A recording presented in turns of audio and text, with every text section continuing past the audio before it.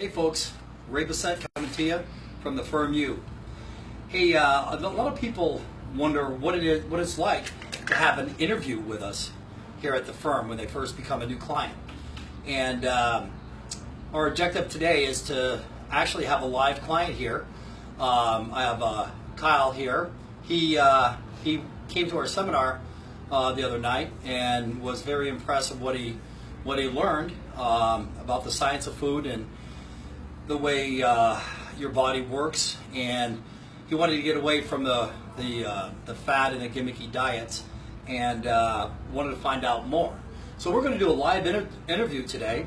None of this is rehearsed. You'll probably see it isn't. Right. So this is just to give everybody an idea of when you come here, the questions that we ask and the process that we go through to help you through your fitness goals. Now, it could be to lose weight, could be to gain muscle, it could be, hey, I just want to look better at the beach. I just want to be healthy. You know, that's our majority of our goals that we get, just to be healthy. This is the place to be healthy. Anyway, Kyle, so you went to the seminar the other night. What did you learn mostly about the seminar that you saw? That everything we're eating has been so manipulated that it's doing nothing for our bodies. Everything I'm eating, I constantly gain weight. Weight loss is not just about getting rid of sugar. You can't turn fat into fat. There's about 5 or 6 different things that control weight loss. Until those are in order, you're not going to have weight loss. Right. So, and also, calorie restriction is probably the worst thing you could ever do. I mean, you got to remember, folks. Here's something that we teach right off, and this is out of the book of Human Physiology. I mean, this is what your doctor should know or tell you. You know, there's 4 calories in 1 gram of carbohydrates. There's 4 calories in a gram of protein. There's 7 calories in a gram of alcohol, and there's 9 calories in a gram of fat. So logically, you would think, well, I'm going to stay away from eating fat, because if I eat fat, that's 9 calories. Heck, I'll get fat. Well, no, because you just got done saying that fat can't turn to fat. It's physiologically impossible. So we want to eat our good fats. Fat provide energy. Our bodies prefer fat for energy over anything else. However, in the presence of sugar, your body will use sugar first. The problem with most people not being able to lose weight is because they have so much sugar in their blood, they never get down to the fat storages. So the first thing that we're going to do with Kyle is we're going to get him down, we're going to give him fats, plant-based omega-3 fats, okay, omega-6 and 3. It's a ratio of 1 to 1. They're already in the capsule. We have those supplements here at the firm. Now, protein can't turn to fat. That's only 4 calories per gram also. But again, it's physiologically impossible for protein to turn to fat. Well, God, look what we just learned. Fat can't turn to fat. It's already fat, by the way. Protein or meats or eggs and things like that can't turn to fat. I don't know why you'd only have a fistful. What difference does it make? Your body's going to use it for some kind of maintenance. It's always going to be used. It can't be stored as fat. So that leaves carbohydrates. Now, carbohydrates is a long word for sugar. Okay, so sugar is the bad guy if you're not lifting weights. Okay, and the problem that we have today in our society is, you know, we're set up for failure because of the food that we eat.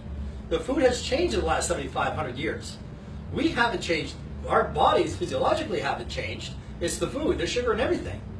So even if you're approaching a low sugar diet, it's hidden somewhere. It's going to be in there. You go to a restaurant, you're asking for sugar. You're asking for sugar, soybean oil, high fructose corn syrup. Those are the bad guys. Anyway, here you learn how to control or get around and manipulate today's food. Okay, so anyway, so what are your fitness goals, Kyle? What do you want to do? Lose a lot of weight and gain muscle, get toned. Okay. I'm looking at having a surgery to lose weight, and I don't want to go that route. everybody that I've talked to that's had it has had. They've either come back from it and gained weight, or it doesn't last. So, and there's the risk of having surgery. So, well, I've had quite a few people come through here at the firm that have had the sleeve surgery, lap band, and they've all beat it in the fact that they've actually, your body will adapt to anything, just like your body will adapt to lifting weights. Your stomach will adapt to the food that you're eating, the amount of food that you're eating. It'll start stretching, and so it is possible for your gut to start stretching, even though it's been cut into a softball. So I don't know if you want to live your life for the rest of your life with bound nutrition, because what they're actually doing is only allowing you to eat a very small portion of food at times. I mean, it'd be a lot cheaper just to put duct tape around your mouth. I mean, it's only $202.49 over at Ace Hardware. Of course, I'm kidding about that, but I mean, here we start from the head down. We start from the inside out. So what we're going to do is talk to you about your thought process on food. What are you eating? Why are you eating it? And how come? We teach people how to meal plan, how not to. There's a fast food restaurant in every corner. They have these fast food restaurants because they know that you're not going to plan on eating the right thing. So let's beat them. You don't want to get served by a clown or a fat guy in a white coat, jacket or suit, right? So plan your meals ahead of time so that you're ready, so you're not starving all of a sudden and make a bad decision. So that's one of the things we're going to be talking about, are food choices. How much do you weigh? 430 pounds. Okay, all right. So you're over 30% body fat. Yes. So, okay, so over 30% body fat. Tall. What's that? 6 foot tall. 6 foot tall. Yeah, you would be over 30%. Yeah. So being over 30% body fat, that's when disease starts to settle in. You said you were healthy before, which is great. You can thank your parents. Your genetics are great, and but from time's gonna run out. Right. Okay, you're 31 years old. Yes. So now's the time to make some lifestyle changes. And that's the other thing too that we do here at the firm, is that we don't say you can't drink alcohol, you can't have this, you can't have that. I'm not your daddy. What we do is I'll explain to you what these things will do to you if you consume it. And a lot of times the things that you have consumed has got you to get here in the first place. So what we'll do is just substitute some of those things for better choices. Okay, that's what we're all about. So what our plan of attack here is to work out 3 times a week, Monday, Wednesday, and Friday. Let's just take for an example. Now we work out for 1 hour for each session, and we do a different muscle group. We don't do a full muscle group workout, because then you don't have enough time to recover. How do you recover if you're doing a CrossFit or one of those, the classes and things like that? You're not breaking down muscle and having enough time to repair, so you can't work out the next day. What we do is we do like an upper body on a Monday, say chest and back. Then we skip a day. That's a rest day. You can do cardio if you want. We don't use cardio as a fat loss part of our program, but it's good for therapeutic reasons. It's good to burn off that extra sugar. It's also keep you focused. You're in the gym. The next thing would be Wednesday. We would do legs. Legs is the biggest muscle group in the body. Any guys that doesn't want to do legs aren't going to have a big upper body, or if they're trying to get their arms big, because they're going to overtrain. Overtraining is the #1 reason why people get stuck and they can't move and they plateau. Okay, so we're not going to do that. So we'll do legs on Wednesday. On Friday, we'll do shoulders and arms. Now, some people I do upper body, all lower body, all upper body, and so on and so forth. We do more exercises and less sets. Okay. For those who advance, we do the chest and back, the legs, and then the shoulders and arms on 3 separate days. Here's the big advantage over how weight training is so much better than classes or cardio or anything else. If you like boxing, that's fine. If you like, the martial arts, that's great. It's great.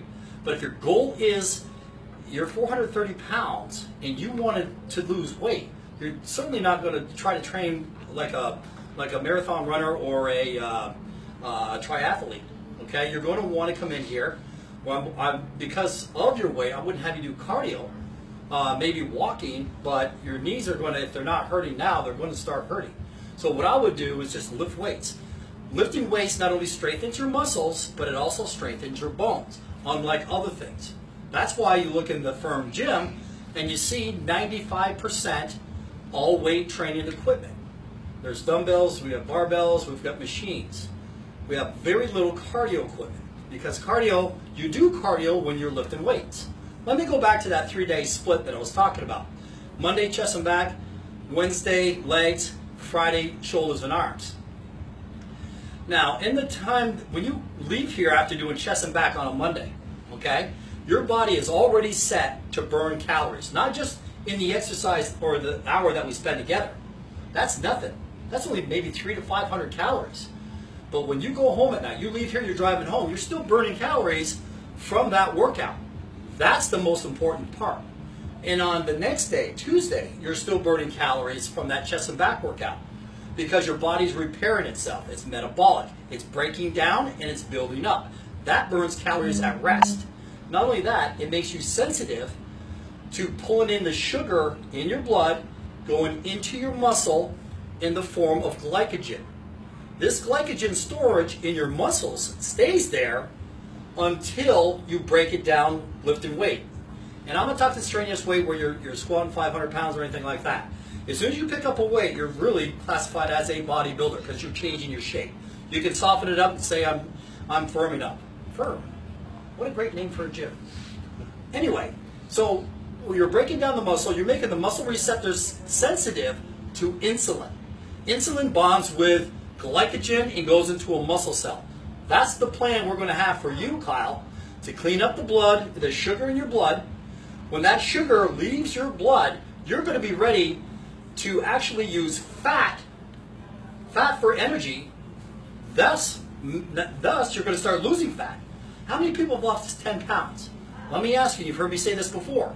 What did you lose? Was it fat, was it water, or was it muscle? It had to be one of those three. Most people don't know. We have a bioimpedance scale that would tell you what you lost. But here, again, we're going to assume that Kyle, because of his size, he's insulin resistant. So we are going to do weight training 3 times a week, like I mentioned before. We're going to get that sugar out of his blood so he can use fat for energy. That's the key. Now, the same process of him burning calories on Tuesday, we come to Wednesday. Wednesday, we're going to do lower body or legs. Now we got a whole new muscle group. The biggest muscle group in the body is your legs. What's the biggest muscle? Your glutes. Okay, so we want to do a lot of, we'll do some standing squats or body weighted squats and things like that. Some machines, but we'll be doing legs. After the legs start breaking down and they start to, when you leave here today, you're going to start burning more calories than you normally would through the metabolic process of breaking down that glycogen out of the muscle so more sugar can go back in. Again, cleaning up your blood. But now you're recovered from your chest workout. Now you started on your legs, burning calories on your legs, so you're burning calories another 24/7 for the next 72 hours. Okay? So right now you've been in a metabolic state all the way up, let's say, to Thursday, tomorrow. Okay? Now Friday, we start this all over again. Now your legs are sore Thursday, probably a little bit sore. Not so much you can't walk, but a little bit sore. Now we got shoulders and arms to do on Friday. Now when we do shoulders and arms, again, your body has already recovered from upper body on Monday, so now we can do, without overtraining, do upper body on Friday. So through the whole weekend, when you say you burn 300 to 500 calories here, okay? Over the weekend, you're going to be burning calories from your shoulders and arms, recovering from the Friday's workout. So there are 168 hours in a week. Okay, now this is the science behind this. Okay, it's not a theory. We're not a theory. We're a science. You have 168 hours of the week. You can't work out that many hours. Okay, obviously.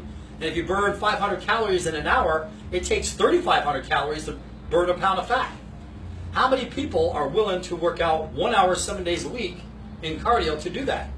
I'm certainly not. I would never work out that much. So you can work out 3 times a week and be in that metabolic phase 24/7, 7 days a week, 168 hours. So you're burning calories 168 hours. So if anybody asks me, or asks you, how many hours do you spend in the gym, you can say 3. But my body is burning calories 168 hours a week. Now that's the best bang for your buck.